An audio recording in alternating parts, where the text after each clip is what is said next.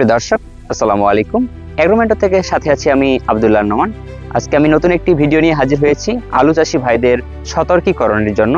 বর্তমানে সারা দেশে যে আর্দ্র আবহাওয়া এবং কুয়াশাচ্ছন্ন অবস্থা বিরাজ করছে, এই সময়টাতে আলুর একটি খুবই মারাত্মক রোগ, আলুর লেট ব্লাইট বা নাভি ধসা বা মোড়ক, এই রোগটি এই সময়টাতে বিস্তার করে। এই রোগের বিস্তারের অন্যতম একটি কারণ হচ্ছে ফাইটোথোরা ইনফেস্টান্স নামক ছত্রাক। এটি সাধারণত নভেম্বর থেকে ফেব্রুয়ারি মাসে যখন কুয়াশাচ্ছন্ন আবহাওয়া বিরাজ করে, এই রোগটি তখন বিস্তার লাভ করে।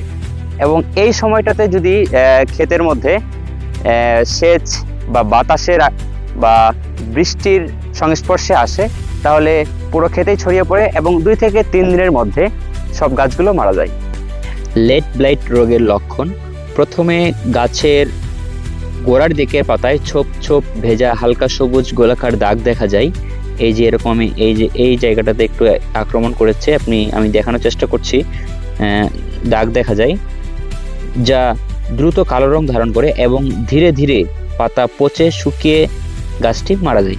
এই পাতাটা অলরেডি শুকাতে শুরু করেছে এবং এরকম করে যদি পুরো গাছ আস্তে আস্তে মারা যাবে। সকালবেলা মাঠ পরিদর্শন করতে আসলে দেখবেন যে আক্রান্ত পাতার উল্টা দিকে সাদা পাউডারের মতো দেখা যাচ্ছে এবং এটি যখন আরো কুয়াশা এবং আর্দ্র আবহাওয়া বিরাজ করে, তখন গাছটি পচে মারা যায়। এ রোগের প্রতিরোধমূলক ব্যবস্থা হিসেবে রোগমুক্ত আগাম জাতের আলুর বীজ বপন করতে হবে এবং এ রোগ হওয়ার পর কোনোভাবেই জমিতে সেচ দেওয়া যাবে না এবং নিয়মিত আলুর ক্ষেত পরিদর্শন করতে হবে। কুয়াশাচ্ছন্ন আবহাওয়া এবং নিম্ন তাপমাত্রা বিরাজ করলে 7 থেকে 10 দিন পর পর কার্বেন্ডাজিম প্লাস ম্যানকোজেব গ্রুপের ছত্রাকনাশক কম্পেনিয়ন অথবা ম্যানসার অনুমোদিত মাত্রায় শুকনো গাছে স্প্রে করুন। প্রতিকার ব্যবস্থাপনা হিসেবে এ রোগে আক্রান্ত হয়ে গেলে সবার প্রথমে সেচ দেওয়া বন্ধ করতে হবে। এরপরে নিচের যে কোনো ছত্রাকনাশক অনুমোদিত মাত্রায় গাছ শুকনো অবস্থায় স্প্রে করুন।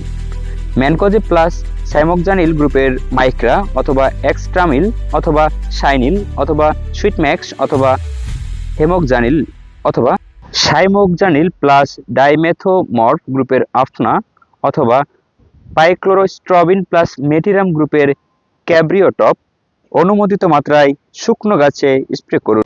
এরকম কৃষি বিষয়ক আরও তথ্যবহুল ভিডিও পেতে আমাদের এগ্রোমেন্টোর ফেসবুক পেজটি ফলো দিয়ে সাথে থাকুন এবং এই ভিডিওটি যদি আপনার ভালো লেগে থাকে লাইক কমেন্ট শেয়ার করতে ভুলবেন না।